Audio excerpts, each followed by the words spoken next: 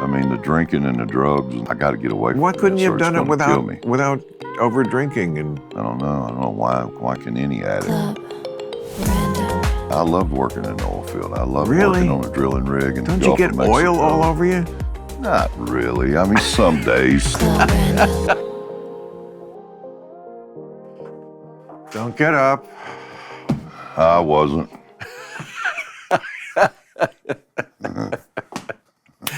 How are you, big man? Doing well. How are you? You look live and in character. Can I fix you a drink? No, thank you. You don't drink anymore at all? Nah, I try not to. That must hurt. Yeah. You know, I don't. Not anymore. Not anymore. Yeah, you know what? That's what I got from your last record, which is great. The one you made in the pandemic. Yeah. Such a good record. And thank you. it's like, it's so thoughtful and wistful about your past and, like looking back at like, yeah, I used to be in bars with whiskey on my lips, but now I got a good woman. Yeah.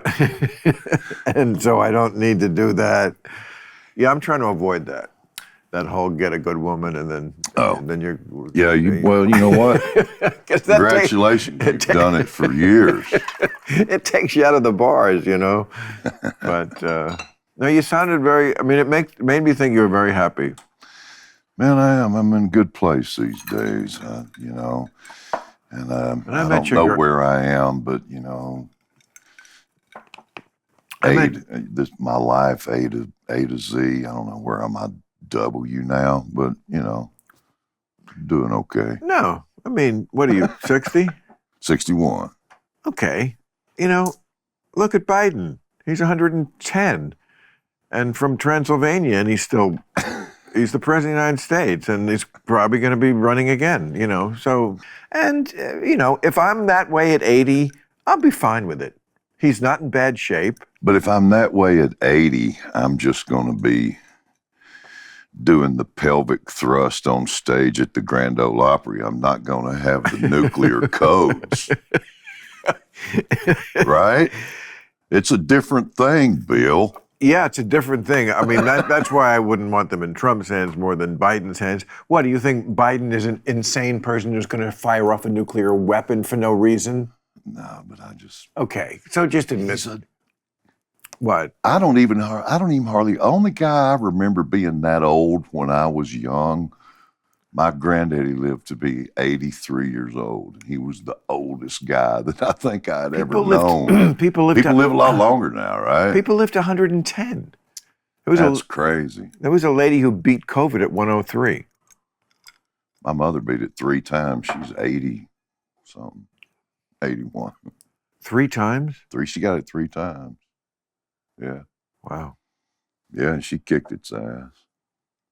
Tough old girl. I was gonna say, wow, 3 times. That seems like that shouldn't happen. Like if you get it, shouldn't you have the immune? Maybe her immune system is. Yeah, you know, the first time she got it was pretty rough, but then the next 2 times it wasn't very bad. Yeah. I mean, yeah. She had built up that natural immunity, I suppose. You got it? I got it 2 times, yeah. You did? Did you get... First time, I felt pretty bad for a couple of days. Had you had the vaccine? Yeah. Really? Felt pretty bad for a couple of days, and then the second time I got it, it was really nothing. I didn't... So you didn't think the vaccine had a chip in it to track you? You know what? I don't buy into all of that crap, you know, and I'm like, give me a vaccine for everything that you've got one for. I'll take them. I'm not scared of that. No, shit. You've been shot in the heart. Yeah, but I mean, I'm just not, I don't think they're trying to, put something in the vaccines to control us. So, you know, give me a vaccine for everything. They're definitely not doing that. No. Or that it makes us, you know, feminine or whatever. Nah, I didn't notice that either. That'd have to be a hell of a vaccine to make you feminine. Well. Girls love a deep voice. Girls love a country boy. Isn't that one of your songs? Ladies, That's absolutely right. yeah. Yeah. Yeah. Well, they like a good one. You know. You know, I don't know what to attribute it to. What, all the women who threw themselves at you? I just had game, I guess. I don't know. Well, you're a singer. That's right. You don't have to even know how to speak. It so doesn't true. seem like, It's you know. just amazing the power of music. It's pretty crazy. But also, you're 10 feet tall. You know, you're kind of bigger than life. Oh, I could definitely see why That was a long, long time ago. I know. No, I'm telling you, I feel like every song I heard on your record was like all about. And I met your girl. She's great, and she's Canadian, right? Yeah, yeah. Because there's that one song that's about like it's a classic "We Shouldn't Be Together" song. It all adds up. It all adds up to us. Like Yeah. you got the GMC, and she's got the whatever, and the I wrote that about her. You know. Oh, I could tell. Yeah. So, you gonna smoke? I'm gonna smoke. Yeah. Oh God, you still smoke cigarettes? Yeah. Are you nuts?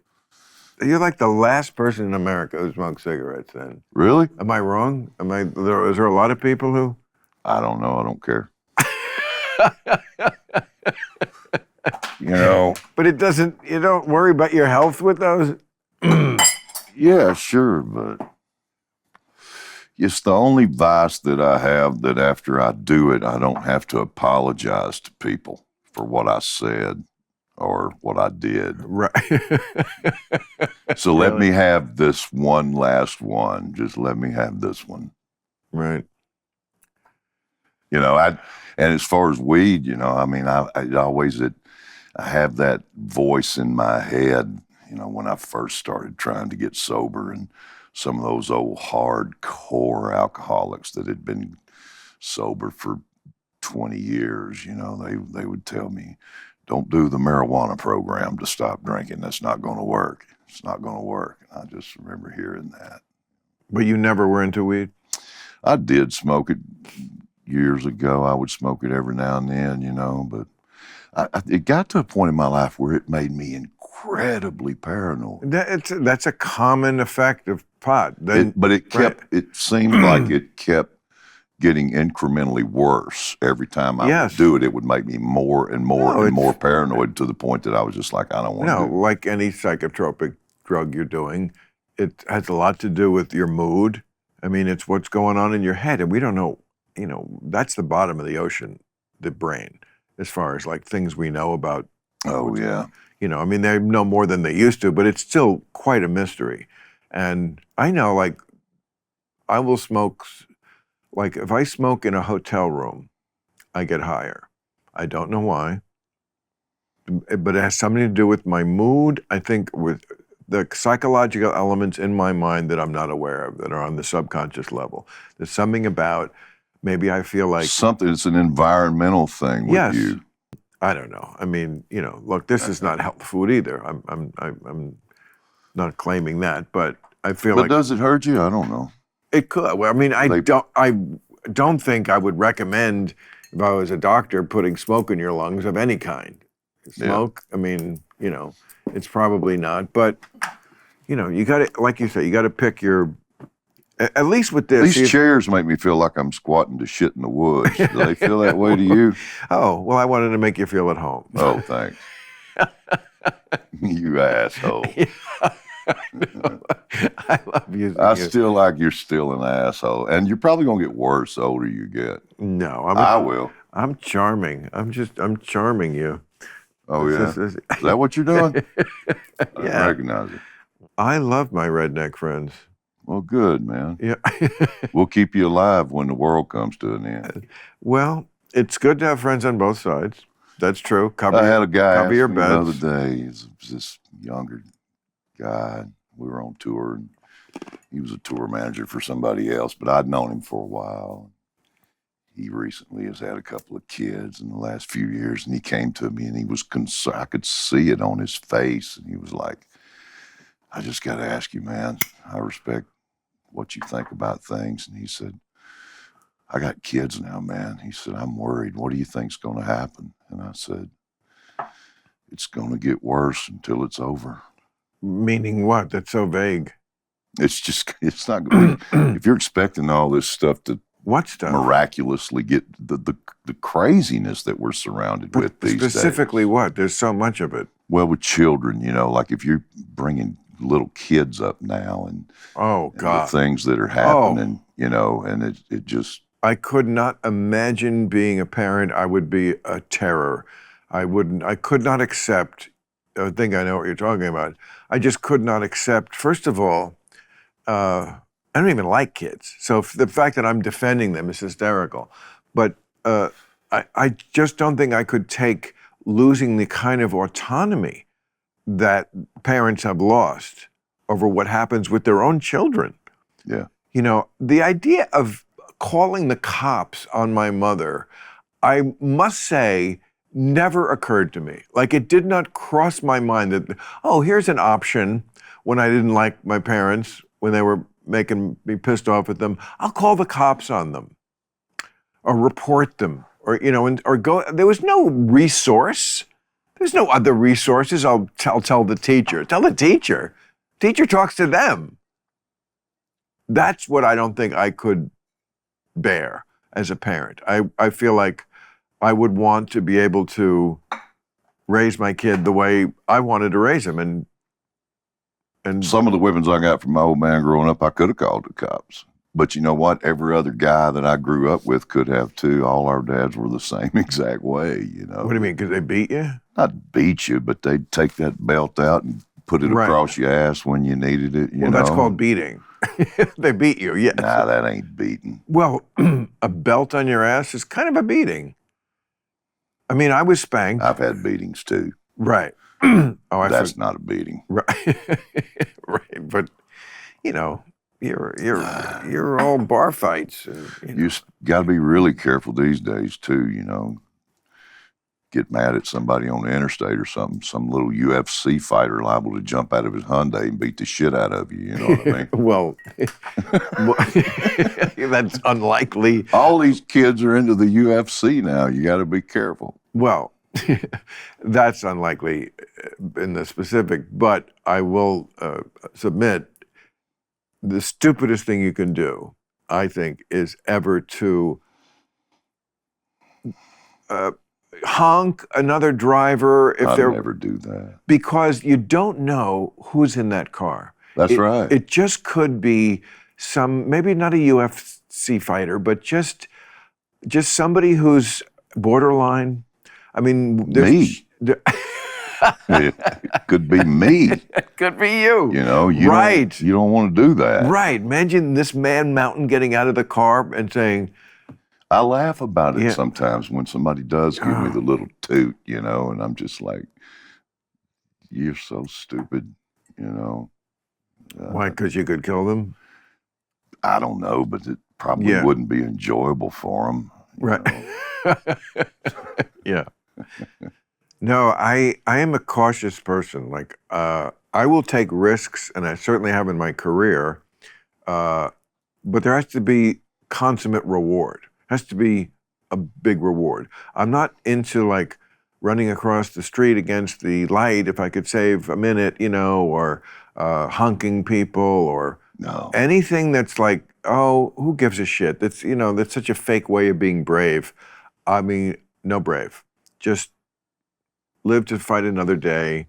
Don't cause trouble. Happiness, I feel like so much of it is not just what you get, it's what you avoid. Avoid feuds, avoid debt. And being in a hurry, too. It's like, I never did really get in much of a hurry. And these days, where am I going? I don't have a job. What? What am I won't have to be anywhere, really, on time. Well, you have something better than flying somewhere, You have something better than a job. You have a career. Well, I guess. What do you mean you guess? I did have until I came to do this. Now I don't know what's going to happen. Yeah, right. Right. You've never been controversial before. Look, Well, not needlessly controversial. Look what I found. Oh, you got little army men. Yeah, well, These, what do you mean you found them? I didn't find, these are there's a room back there where I call the Museum of the Random, where I have all my shit from childhood.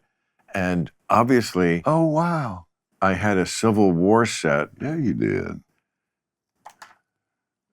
Oh, I'm sure I'm not even supposed to have this, wow. but they just, I mean, it was the blue and the gray.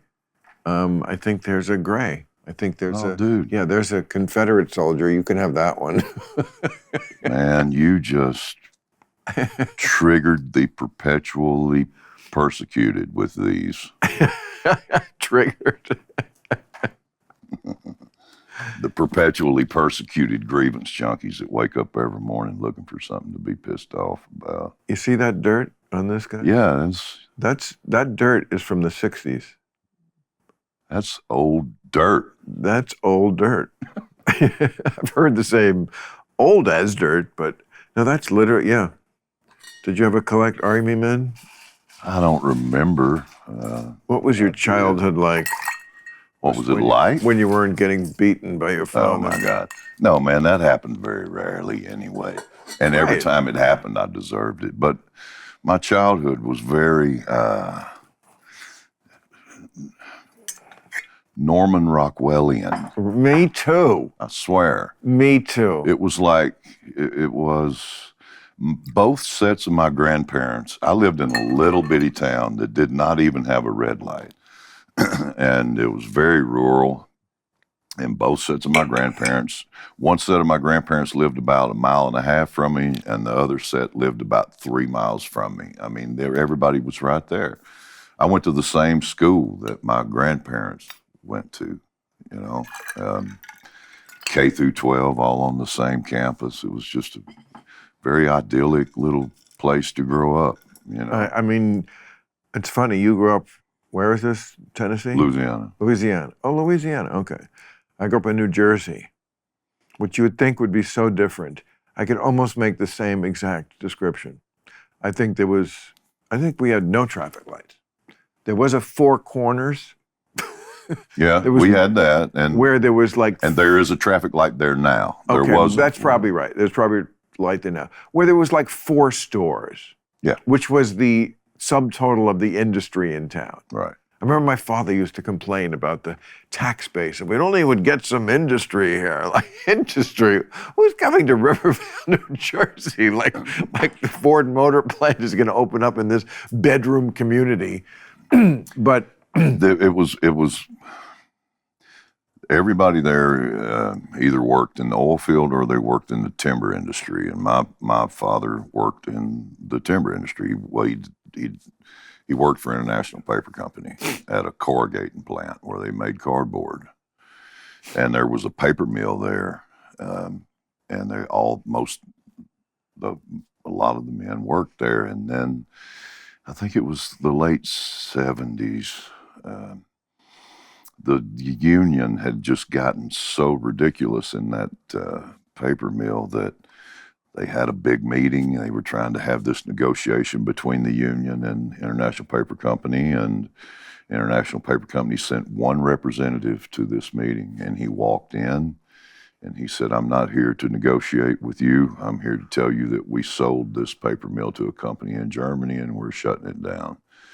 Oh. And immediately that place just went into a depression. And you're talking about the town? All those towns around there. So you're saying the union overplayed their hand? Yeah. And that was where the bad taste in my mouth for unions started. That's when it started, because I saw the devastation that could be caused when they got too big for their britches.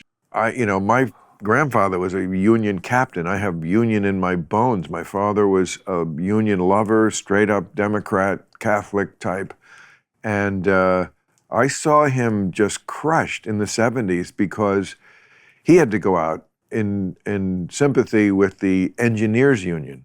Technology changed, and newsmen and disc jockeys no longer needed an engineer. They could just put a cartridge in the slot and play whatever they had to play.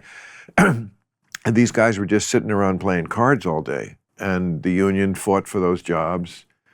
And I mean, I guess that's their job, but you got to know when to hold them and when to fold them, right? Yeah. I mean, like, sometimes you're just fighting, and you, like you say with your father, if they overplay the hand, then we tip over the board and the table, and the game is over. At some point, you got to go, do I want this job or no job? Yeah. On the other hand, you do need unions in many industries. I mean, I would say some. I wouldn't say many, but because of OSHA. I think when the government came along and stepped in and said you have to have these, some kind of civilized, conditions for these people to work in, and but once that came in, you need someone. No, it's like having an agent. You need someone.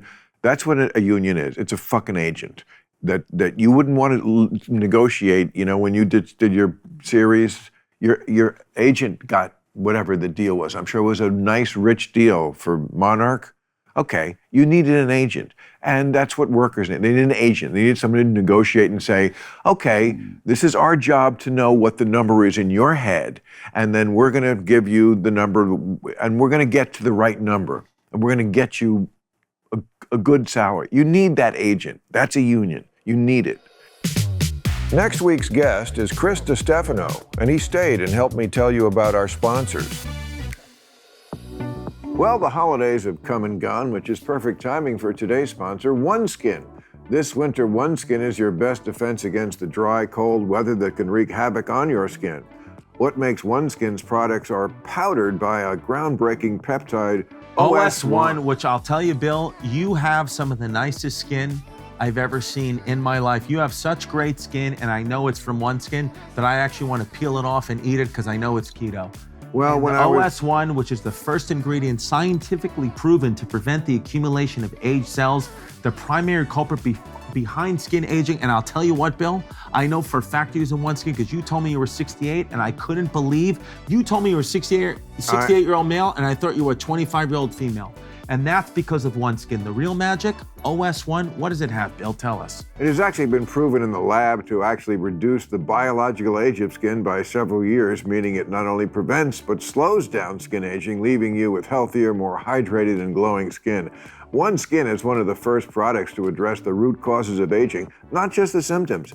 OneSkin just launched their mini bundles, which include face and eye topical supplements, body lotion, and cleanser, which all come in a delightful travel bag. You're kind of a delightful travel bag yourself. I am, and I'll For tell a you what, limited time, our listeners can enjoy an exclusive 15% off OneSkin products using the code RANDOM when you check out at oneskin.co, not .com, .co. OneSkin is the world's first skin longevity company. It's time to get started with your new face, eye, and body routine at a discounted rate today. New customers get 15% off with the code RANDOM at oneskin.co. That's 15% off oneskin.co with code RANDOM. Now is the best time to invest in your skin. Age healthy with OneSkin.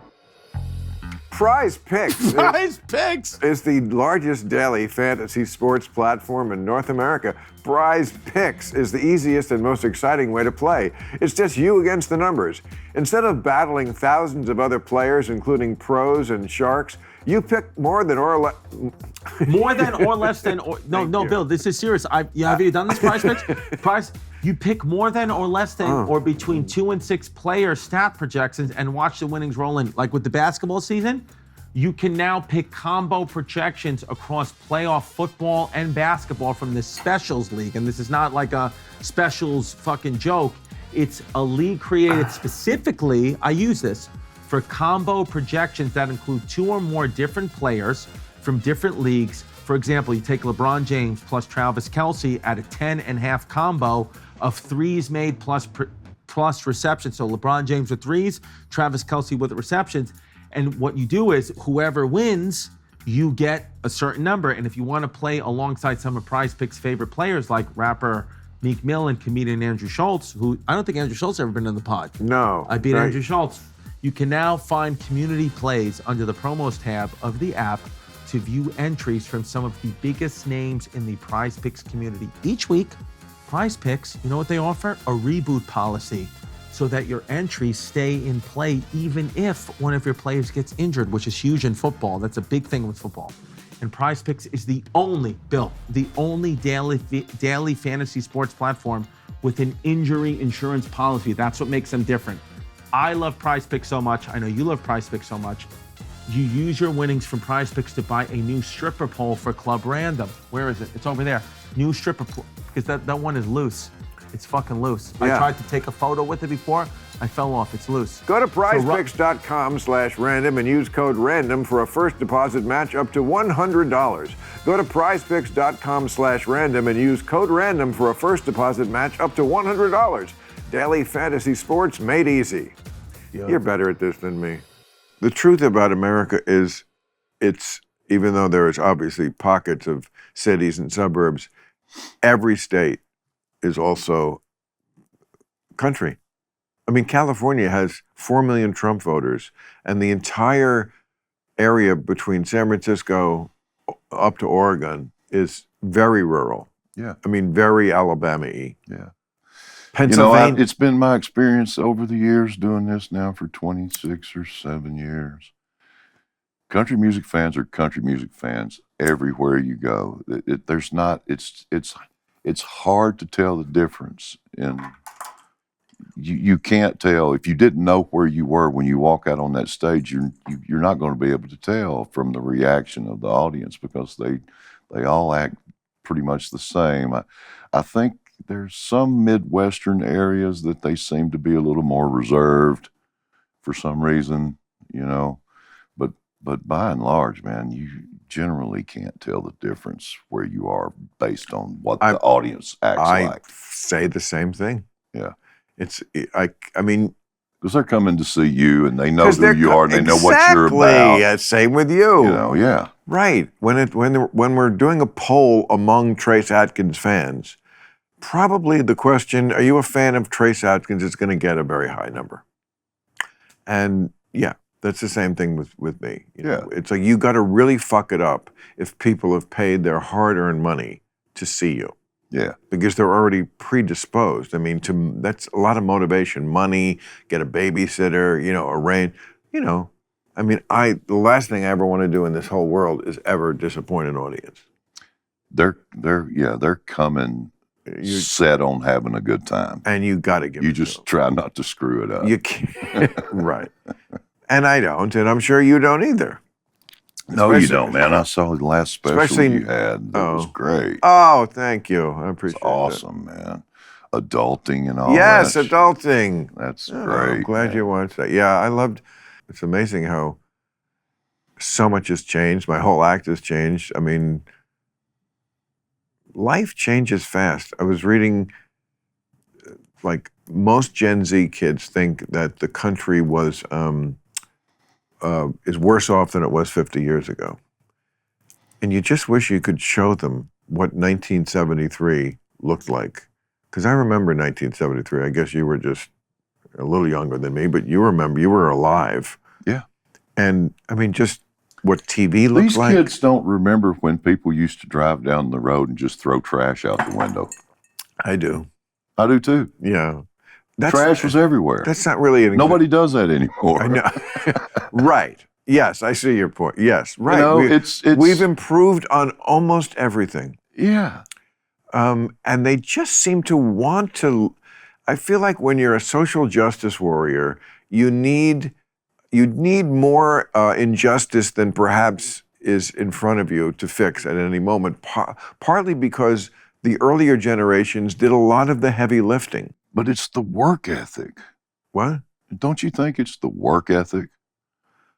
Well, Well, yes. I mean, partly they leave school without knowing anything, which I feel is a problem as far as schooling goes. It's just astounding to me how they will let kids out of high school and not know things. And now we know, especially with the pandemic, the reading and math scores are like like as far as proficiency, so for like 4th and 8th grade, they're like in the 20s and 30s. Like 20%, 30% of the kids are proficient in reading. So not only can't they think, they couldn't even start to because they can't read now. So, you know. And there's no discipline, you know? I mean, you can't have success in this life without having some kind of discipline, you know? I mean, you just said you have a whole new show that you've written now. That requires discipline and dedication and work. I mean, it just, you know what I mean? It just... No, look, we're lucky because our work is fun. Yeah. That's a big difference. I can't compare myself to someone who's like, oh, you know, they're cutting the heads off chickens on a conveyor belt at the Tyson plant. That's not fun. I realize that all the time. I remind myself of that all the time. Yeah. I won the lottery. I get to earn a living doing something that I love to do. You know, thank God, man. I love, so blessed, we both, fortunate. I mean, I'm sure I didn't have the kind of colorful shit jobs that you've had. I know you were an oil rigger. I loved that job, though. Really? I loved working in the oil field. I loved working on a drilling rig in the Gulf of Mexico. Don't you get oil all over you? Not really. I mean, some days, yeah. Some days you would get filthy, but other days, you know. Why? Because I mean, you needed to finish your 12-hour tour dirty, or your boss wouldn't think you did. So you worked 12 hours in a row? Yeah. Oh my God. Yeah. 14 days on, 14 days off. 12 hours a day. Why do they arrange it like that? Because then you go home? It goes offshore, yeah. Oh, I see. Yeah, you'd stay out on the rig for 2 weeks. So you work for 14 days straight, 12 hours a day. So it's almost like doing a movie. You only have time to do the thing and then sleep. There you go. That's what it was. Except it's not really like doing a movie because you're fucking full of oil. But so, like, I'm fascinated by this. This was offshore Louisiana? Yeah. I see. And what happens? You catch the oil in the sea and you bring it up like fish? I've seen video of it, obviously, but like it looks like there's a big thing on the. So what are you doing? How are you getting the oil from poking a hole in the ground? Yeah. Yes, but how? But then when it comes up on the ship, you're putting it in barrels. But sometimes they will lay a pipeline. Usually they'll lay a pipeline from the platform back to the shore. Yeah, to those big. Oh, right, of course. So you're just monitoring how it's coming up through the. I didn't do the production end of it. I just did the drilling part. Somebody finds the oil, which in the Gulf of Mexico, it's very hard to drill a well in the Gulf of Mexico that you're not going to hit oil. It's everywhere. Yeah. So, you know, we would drill the wells, and then sometimes we would test the well to see if it was a good well, you know, and I don't know what the numbers were on how they judge that, but, you know, then we would just cap it off, and then we would move on to another location and drill another well. And then somebody else would come in behind us with a workover rig, a production rig, and put the well. But you're on the boat the whole time. No, I was on a jack up. What's that? It's a big, huge barge that has legs on it, and you get towed to the location. Oh, I see. And then the legs go down to the ocean floor, and then you literally jack the whole barge up out of the water, and then you drill the well. So. And you do this in one day? Oh, no. Months and months. Oh. Yeah. On one place like that? Yeah. Why? Because it's just so long to get the thing in the ground? It takes a long time, you know, to drill 10 or 12,000 feet. Oh, I see. Yeah. Why? Because the drill gets like stuck on shit and. It's just it gets pretty hard once you get on down there, and you got to drill through these layers of rock and stuff. But how can you control the drill from up top on the ocean? Oh man, those guys are brilliant. I mean, the technology is just, they know exactly and they can make that bit go whichever direction they want it to go. Oh. You know, you could sit in one spot and drill wells out there. And how do you know when you hit the oil? You'll see it. It'll start coming back in the mud, you know, the mud that you use to get the cuttings out of the hole. You'll start, because, you're always testing the mud to see, Right. and then you'll see it'll start coming back, or you might take a kick and you'll know you've hit it. Wow. Yeah. And you like this? I did, man. I did, because I swear, it was. I was a roughneck, and then I started working derricks. I was a derrick hand, and I was the cock of the walk, man. And it was a very competitive environment. It was like, Really? because when I quit playing college football and then I started working in the oil field, it was like it was a continuation of a team sport almost. But it's a lot of being on a guys, drill right? crew. It's a lot of guys. It was a lot of guys. There were 40 or 50 men on that rig. But just men. So, a female engineer would come out from time to time, not very often. But for half your life, the 14 days you're on, you're just in an atmosphere of all men. Yeah. And you like that. Hey, don't you dare. I'm not driving at anything. Oh, really? It kind of feels like you are. No, man. It was a very competitive kind of thing, and and it was like, I felt like I was the best hand on that rig, and if you think you're a better hand than I am, let's go at it. Let's see who can, A lot of guys offshore doing a lot of drilling. There's nothing gay about this. God. I never saw that. Maybe it happened. I don't know. Really? Not with me. I don't know. Right. So then you go back. Tell me about the 14 days when you're back home, because then you're not working. So this is when the Trace Adkins legend started getting out. Yeah. Right. Because you must be like just partying the whole time, right? Well, no. But it did allow me to start, hook up with a band and start playing clubs on the weekends. Oh, really? So it allowed me to start doing that.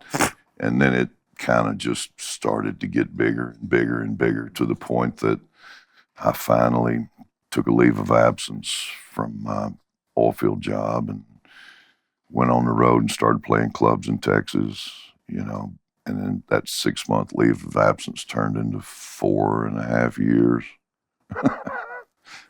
Yeah, and then finally I got to a point where I woke up one morning and looked in the mirror and said, 5 years ago, I wouldn't have been caught hanging out with somebody like you, and I quit. When did that happen?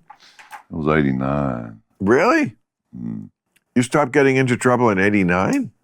No. Stop getting into trouble? No, I just quit playing clubs and I went back to work in the oil field. Oh, you went back? Why? Yeah, because I thought I was going to kill myself. I mean, the drinking and the drugs and it was just, I could see myself just shriveling up, and it was like, I got to get away from it. Why couldn't you have done it without over drinking and drugs? I don't know why can any addict not You stop? think you're really an addict? You're not just a guy who was partying too hard?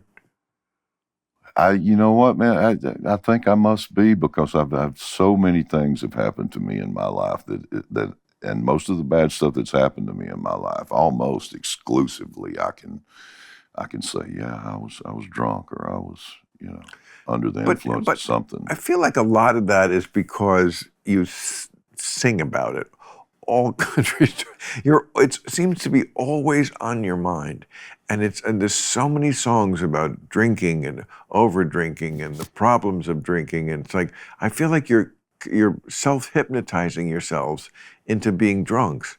I don't do a lot of those anymore, though. I know, but is that a ridiculous theory?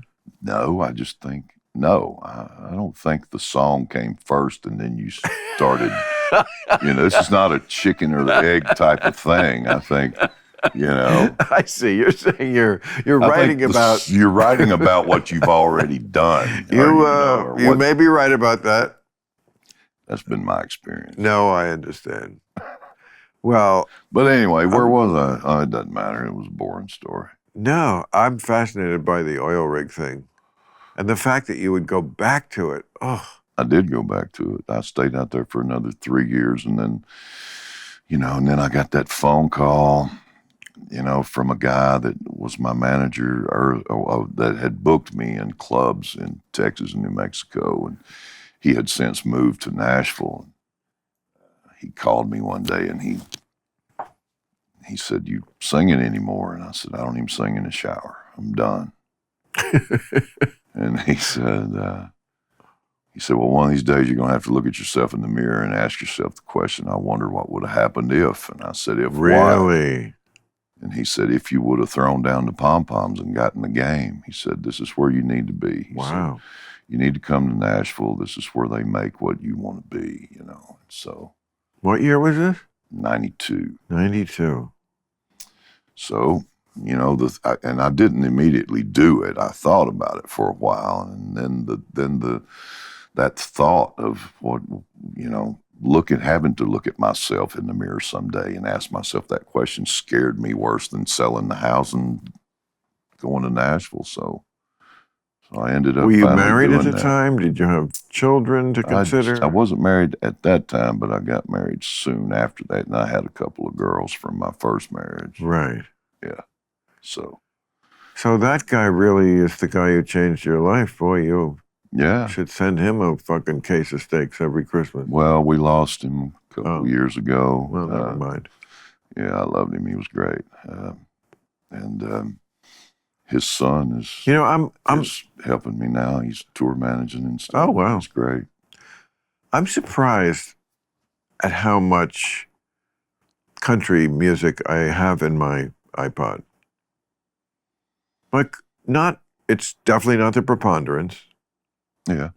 but over the years, and there's probably one, you should probably tell me who I should fucking download, because I don't know a lot of them, but I Love You. You know what? Brooks and Dunn. Yeah, they're great. Ronnie Dunn, one of the best country singers ever. Don't have anything by him, don't know him, but That's Brooks and Dunn. Oh, that's Brooks and Dunn. Okay. And Kid Rock, I would say, is sort of in that category, like redneck rock. I love a lot of that stuff.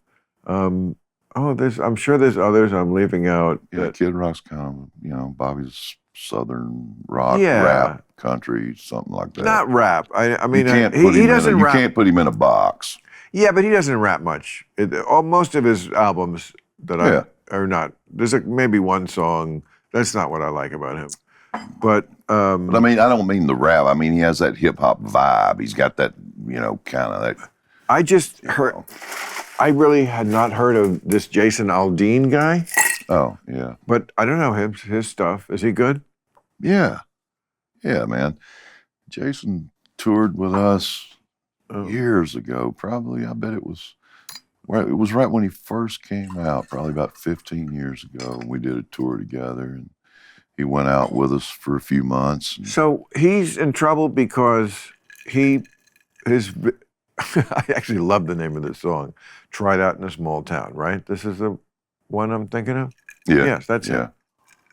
And I had no idea about it. I hadn't heard the song. I don't keep up, man. I don't listen to the current country stuff. I haven't heard it either, but I read, the people writing about it constantly, and I believe Coleman Hughes. You know who that is? Brilliant, No. Right? Brilliant. I've had him on Real Time. He's young, I would say 30, black, and brilliant. And he basically said it was a smear job. Because he said, first of all, they shot it in front of this courthouse where they would lynch somebody 100 years earlier. He said, Jason Aldean probably didn't know that. Had no idea. Yeah, that they've used this in other movies. It's in like Hannah Montana or something. It just, the people who just want to get you are the ones who piss me off. And then I felt like there was no smoking gun of like, there's just different kinds of Americans. You can't bully the people who grew up in Tennessee or Louisiana into being you. This sounds like Jason Aldean. It sounds like he's a country guy.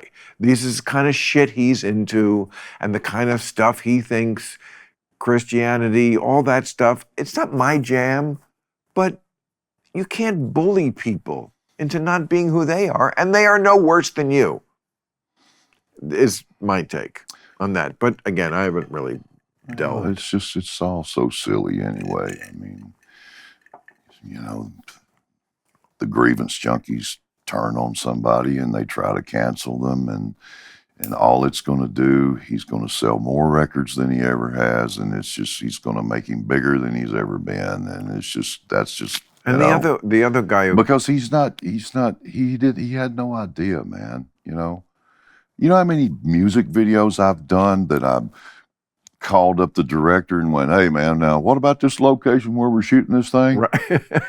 You know, and if I did do that, it would only be because I didn't know where I was going. Right. You know what I'm saying? Yeah. But it's like he had no idea.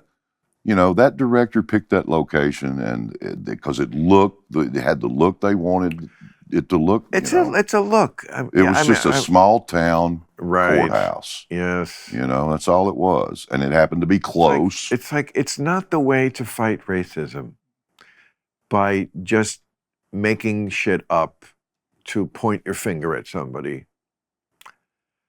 And who's the other guy who got in trouble for? But it hurt him not at all. I think he's a giant. Oh, Morgan Wallen. There you go. He sold out 2 nights in a row, 55,000 plus tickets each night. You know, God, cancel me. You know. Yeah. And I just, maybe I'm naive, but I just don't think these people are racists. I've been around both of those guys. They're good guys, you know. They're not racist. It's just, it's just a shame that we can't get past the past. Yeah. You know, and yeah, I mean, look, I love playing your part of the country because the audience I get is a mostly liberal audience, but they're not the stick up their ass liberal types in Oklahoma. No. You know what I'm saying? Even if you're in a red state, when you're in the city, you're in a blue part of the red state. Right. So, I've been in Alabama and the people look exactly like they look everywhere else that come to my show. Right. And, but they just don't have that sort of like nose in the air kind of, how dare you, like, I'm waiting for you to say the wrong thing attitude. They're like, we're here to have fun. It's a fucking comedy show. Yeah. I love stand-up comics. I always have. I've been a fan. I go to Zany's fairly regularly, you know. We're the best. Little club there in Nashville, you know. Really? You do? You go to Zany's? Yes. And I played Zany's a million years ago. And do you know how hard it would be for me to go hear comedians or see comedians if I only chose to listen to conservative comedians? Yeah, there wouldn't be very many. No. I would never get to go to a show, you know. But there's more. I can appreciate the comedy. It's interesting, though. Yes, not a lot of what I would call conservative comedians, but there's a lot more conservative themes in comics like me, Bill Burr, I could name Dave Chappelle, lots of people. Because the left is crazier. Because they're spotlighting the absurdity. Yes, because we are comics. Because that shit's funny. Exactly. Absurdity is funny. We go where the comedy is. There you go. We go. Absurdity is funny. Exactly. So if you're going to be absurd, I'm going to make fun of you. And So. And you deserve it. And you deserve it. Exactly. And it should tell them something that people are laughing, that it rings true. Yeah. Because laughter is involuntary. You know, that's the one really great thing about it. Yeah. You know, you can be the biggest comedy star in the world. I saw it happen back when I was starting out in the clubs, and Rodney Dangerfield would walk in, or some big star, and the crowd would go wild. And he got about a minute of grace time when they would just kind of nervous laughter if he wasn't really funny. After that, you got to earn your wings every minute up there. I know. No matter who you are, you can't. People cannot. That's why I've said I got such respect for what you guys do, because you're working without a net, man. You are correct. You got no net. I've got those Exactly 5 what or we 6 do. guys standing up there on stage with me. I got my gang. Exactly, pussy. You know, yeah, I got my muscle. You know, you don't like what I'm doing, you're going to have to deal with these guys. You know. Well, you know. Yeah, but you're up there by yourself, and I got just crazy respect for what you guys do. One of the Beatles in the great anthology said, when they were asking about Elvis, and they said, I think it was Georgie said, you know, with us, there was the 4 of us, so whatever we were going through, no matter how crazy it was, we had each other. But Elvis, you know, he only had himself. I was like, oh, that's so true. Like, God, I hate that I missed Elvis. I wish I would have had a chance. Oh, he's see still alive. Elvis. He's working at the 7-Eleven. You know, yeah. I mean, You never met him? No, of course not. No. No. He died in 1977. You could have been a teenager who was. I remember one time, Penn Jillette said to me, he said, if you ever get into an argument with somebody that's from another country and they're talking about, extolling the grand things that their country has given the world, he said, you can always win that argument with one word: Elvis. Wow. I mean, and he was the first cult of personality, that in modern history. Anyway. Well, I don't know about that. Well, who else was? Then? Charlie Chaplin. Oh my God! You should. That's not modern history. Of course it is. I mean, there were, but yes, Charlie Chaplin was a star of almost unbelievable magnitude by our standards. I mean, he was paid the kind of money that would sound impressive today, when the movies cost like a penny, and a house cost $12,000. Yes. Okay, well then let me narrow. And when he went to let me narrow it. Like the headline in the paper when he went back to London, I think, was just "He's here." It was big.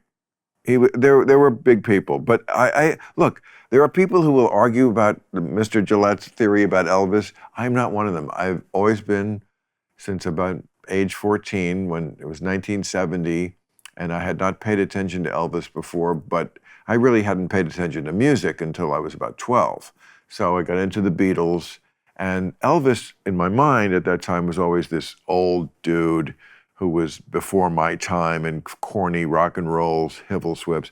And then I heard a couple of songs that he did around that time, which is the time I love Elvis, when he got out of the movie contract, from Suspicious Minds until he died. He put out some amazing shit. And he wasn't fat until the last 2 years. Yeah. Very mature. I mean, Burt Bacharach wrote Any Day Now for him. And some great stuff. But, yeah. Well, there was no roadmap for Elvis. I mean, there's no musician that had ever experienced. No. He was the first, that phenomenon that was. Yes, I think Bing Crosby was certainly a matinee idol star, but no, you're right. Bing Crosby was huge, probably in the 30s. He was not Elvis. Sinatra Sinatra was like Bing Crosby was the 20s. Sinatra in the late 30s, early 40s was Elvis-esque. Yes, it was a phenomenon. It was a happening when he went someplace. Just this intense excitement that you felt around where he was and what he was doing. And of course, the women must have been insane. But okay, well. But Elvis certainly. I'll let you have all those also rans. I'm gonna stick with Elvis. No, I love Elvis too. You can't get me on Elvis. Okay. I see. Well, stop arguing with me then. Well, I'm just giving you the reality. I mean, he wasn't. And then the Beatles. really outdid Elvis. There was much more of a worldwide phenomenon with the Beatles. Beatlemania was worldwide. But they were huge Elvis fans. Yes, they were. Yeah. Absolutely. Although he also disappointed them. I mean, Paul McCartney and I think Lennon said, we loved him from 56 to 58, and then when he got out of the army in 1960, there was something that was missing. And they're not wrong.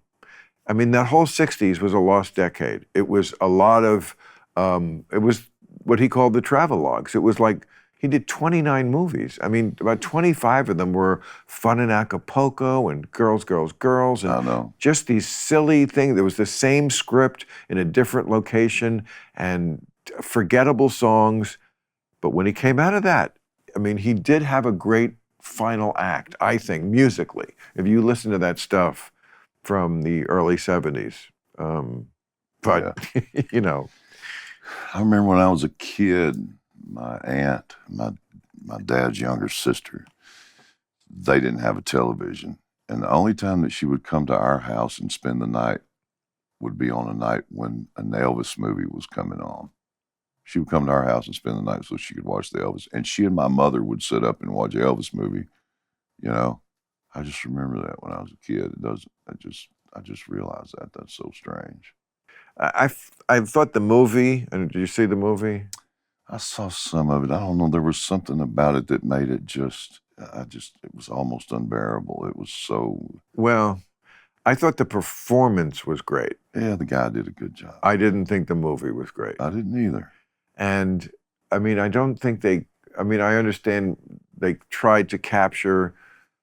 You know, the thing where he called out the Colonel from the stage in Vegas. Yes. He would never have done that. So much of it was bullshit. As someone who knows the biography, that's what bothered me, one.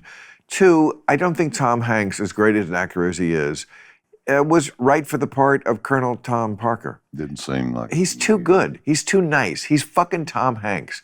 I needed some scumbag. Because that is the tragedy of Elvis. What did Elvis die of? Bad management. Damn right. Bad management. He died of bad management. Everything that he did and everything that he was, think of what he could have been. Could have been. The Colonel wouldn't let him go overseas where he was adored, and yet he never played Paris. He never played London. He wouldn't. Yes, because the Colonel couldn't go. Couldn't go. And the movie contract and the fact that Elvis was this pathetic hillbilly who could not stop himself, apparently, from letting this father figure. Again, I thought that was rather clumsily portrayed in the movie, but, you know, maybe it did well and I'm being picky, but, you know, that's the tragedy of Elvis, that he could not get away from that shadow. And, I mean, he didn't do the Star is Born. He was offered The Star is Born with Barbra Streisand, and I think the story was he would not accept second billing. And you don't want to get into that fight with Barbra Streisand. No. And you shouldn't. So the Colonel, I didn't know she was a that much bigger story. star at the time. What? So the Colonel wouldn't let him do it because he wasn't getting top billing. Is that what happened? I don't know. Right. But probably the Colonel just didn't want him ever to. It's very Howard Hughesian. You know, the way Howard Hughes had these Mormons around him who kept him insulated. And Howard Hughes had an inclination to go back into the real world. He didn't want to be this recluse, but they would scare him back every time. Germs, Howard. There's germs out there. And he'd crawl back into his cell that he'd made for himself, pissing into bottles because he was afraid of germs. He'd be perfect for COVID. He would have been. He'd be a regular Dr. Fauci. But okay, but Elvis was kind of like wanting to expand, and the Colonel scared him every time into going back to his ruts. I mean, he worked him like a mule. Yeah. People don't realize the day he died, he was scheduled to go to Portland, Maine. I've been to Portland, Maine. I have to. Okay. We said poor Portland. We'd say it with such resignation. I went there in the winter. Portland was, oh, wow. You do love show I business. did a winter tour one time. Wow. And, you know, what I was told when I was convinced to go do it was, man, you're going to love it, man. You go up north, way up north, and you do this winter tour, and these people all have cabin fever, and they come out to the shows and lose their minds, and And well, that didn't Happen. help. Oh, But I was miserable. okay. Couldn't get off the bus. What? I mean, it was hard to get from one show to the next, and then when you got there, you Right. didn't want to. It was all I could do to get off the bus and get to the door to get in the venue, because it was brutal. Yeah. It's Oh, oh my God! And I'd go on stage and I'd just like, what's wrong with you people? Right. Why do you live here? Right. I've been it's been a long time since I've traveled in the cold. Yeah, that's the only winter tour I ever did. I never, Right. No, I don't understand how people. I mean, obviously, people have economic limitations and family limitations, and also people just like living near where they grew up. Most people don't leave. There's Well, and the summers are nice. yeah. There's somebody known as Cheshire Man, I think he's called. It's this town in England, Cheshire. I think I'm saying it right. I may be getting it wrong. And they found the skeletons of a 9,000-year-old ancestor, human ancestor, 9,000-year-old. And they traced his DNA back to someone who still lives in the town. Wow. In 9,000 years, this family moved like a block. It says something about humans. Are you kidding? That's true. I'm not kidding. No. Oh, wow. Yeah. So, I mean, that's one reason. People just... They need to get out. I mean, really. But have you ever been to Canada, like in the winter? Like, it's 10 Yes. degrees and they're wearing short sleeve shirts. They just adapt. Humans adapt. I went to my wife's parents for Christmas, this past Christmas, and I shoveled snow for 4 days. to get just for 4 days. You shoveled snow. earned some husband points there. I did. I yeah. hope you got rewarded. Man, it was. I swear, the snow was above my head. Right. You Oh, know. wow. Especially after I'd shoveled it all off the drive. Right. It was crazy. The things you do for love. Right. I was just doing it so I could get to the store and get some cigarettes. Wait, that's not so romantic. It's not at all. I know. But that's why I had to get out. But your songs are so. I mean, you really are a romantic. I mean, a lot of your songs. I mean, even that you have that one about the old lady who fucked you when you were a kid. Oh my God. I wasn't a kid. I was legal. I was legal. Is that true? Yes. You were. Was that your virginity? No. Oh. No, but it's true. How old was that lady? She was 36. And I was Nothing wrong with 19. And you were 18? 19. Yeah. And she called you honey child. See, that's what made me think she was older. That sounds like she's like 70. She didn't call me honey child. You made up the whole... No, I didn't make up the whole thing, but I just thought, man, that's a cool little turn, when she called me honey child, and then I'm going to pour this on you and make it taste like honey child. No, you're a clever lyricist. Well, I didn't write that. But Oh, really? No, but the story's true. Jesus Christ. How disappointing. You don't write all of your own? Not all of it. Oh. Well... Man, why would I? I swear, I see... How do you get material like that in Nashville? Like there's just so many people like who are writing songs, and you go there and you throw your big money around because you're a big star. One of the things is I had a dear friend of mine who has since passed away, but he was a songwriter. We wrote a lot of songs together, and he just told me, he said, man, you've become the laziest good songwriter that I know. And the reason he said that was because, like, if a hook comes if a hook comes to me or a melody comes to me, and I think on it for a while, and then I think, okay, which songwriter in my Rolodex is that idea in his wheelhouse? And then that's who I'll call, and I'll pick up the phone and I'll go, hey, Monty, or hey, Casey, or Rivers, or, you know. So, and then that's your writing partner on the song? Yeah. So then you write it together. Here's my idea. Oh, so you like to write it with somebody? Yeah.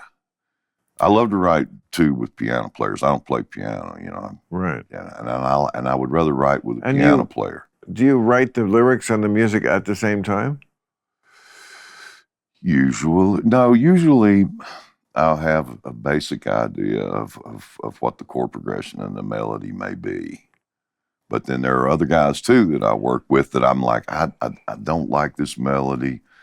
I know there's a better one out there, and so I'll get with somebody that's really good at melodies, and we'll come up with something better, you know. Mm. And some of these songs I hear today, it's like, you know, why didn't you guys take a couple more days? You know, you got it to that point, and then you just said, you turned it in, and you said, this is good enough. And if you would just let it rest and let your ears rest for a couple of days, and then go back and listen to it again, right? You know, you could have made it better. Wow. I hate it when I hear hooks in songs, and then the song just wasn't what they didn't write it. You know, they just didn't write it. They got it close enough, and then they quit. You know, and Lynn said, that's good enough. You know, I hate that, man. You wasted a good hook because you got lazy and you didn't finish the song. But I can't say anything because I'm the laziest songwriter in the world. I mean, really, it doesn't sound like it. You know, I think when I think about country music now, what's different about it, I mean, I don't like any song unless I like the song. The lyrics can be the greatest thing in the world. It doesn't matter if the song isn't good. And it doesn't work on the reverse. The lyrics can be shit. They're better if they're good, but I don't care. If I like the song, I've listened to zillions of songs. I can name some where the lyrics are shit. Yeah. Or just gobbledygook. Yeah. You know, get back. What is that? What does that mean? I don't ever want to write anything that I don't think at least said something at least mildly profound, at least to me. Or what I'm saying, and that's not a very high bar. No, you know what I mean. But it's got to say something at least mildly profound to me. Or it's got to be very clever. Clever. This is what I was getting at with country music that I feel is a little different. Humor. Yeah. A lot of it is funny. A lot of your stuff is funny. All the ditties that I've done in my career, what people call ditties, I think they're cleverly written and they're funny. I left something turned on at home. That's clever. It's very clever. Honky tonk badonkadonk is clever. Yes, it is. It's cleverly written. I like that. And I can say that. I didn't write it. It's cleverly written. Yes. But that's like I left something turned on at home, which is something you would not hear in pop music. They would just not write that. No. And that's why you have to go to country music for things like that. And it is clever. But again, I wouldn't like it if I didn't like the song. I like it better the way I do it now than the way I recorded it back then, too. You know, it's evolved into something completely different. Really? You know, I listen back, you know, to those first few albums that I did, and, you know, I'm better at what I do now than I was when I. Me too. I'm sorry about that. People that bought those records, you know. I think the same thing. I'm better now. Right. I think this. I could look at my first 2 or 3 HBO specials, and they wouldn't be as good as Adulting. Yeah. I would know that. This is why I would never look at them. But yeah, you can't be, you know, I was 29 or whatever. You can't be more than you are. I appreciate people who appreciated me at the time. And, you know, there are some people who think we're worse. Oh, well. Who like, you know.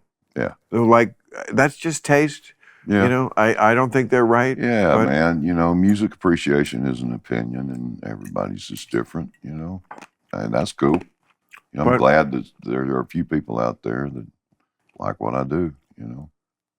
Yeah, it's a good But- thing. It's a great thing to think, and you have every right to think that your last one was your best one.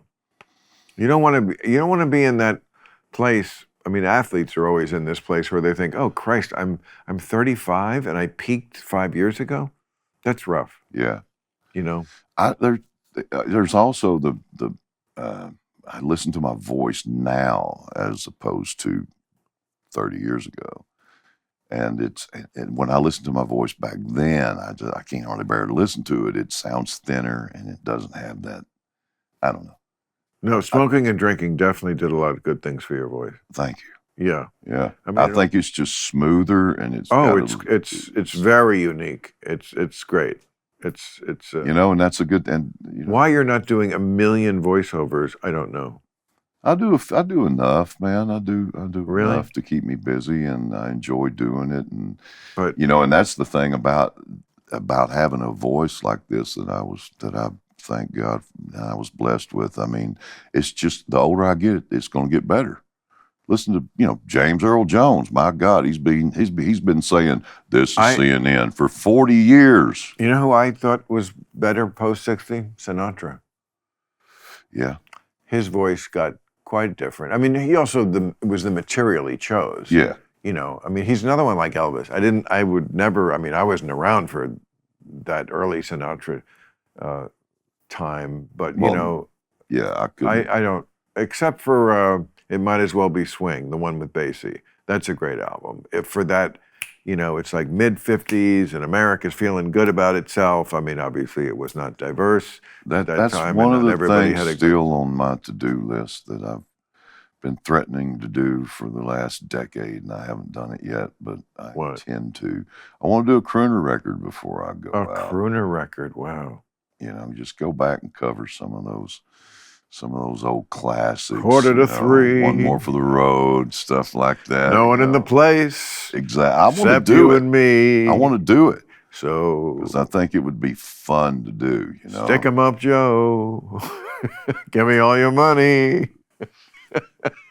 Make it one for my baby and All right. one more for the road. Well, I can't thank because you I don't do enough. stuff for the money anymore. I asked the I can question, would that be fun to do? can say- Obviously, I don't do stuff for the money anymore. I know. You're not paying me. I appreciate it. I Right. really do. Yeah. If I hadn't have been here, I wouldn't have come. Club Random. I wanted to come by here and just sit around and shoot the shit with an old friend. I know you did, and I'm so glad you did. Club Random.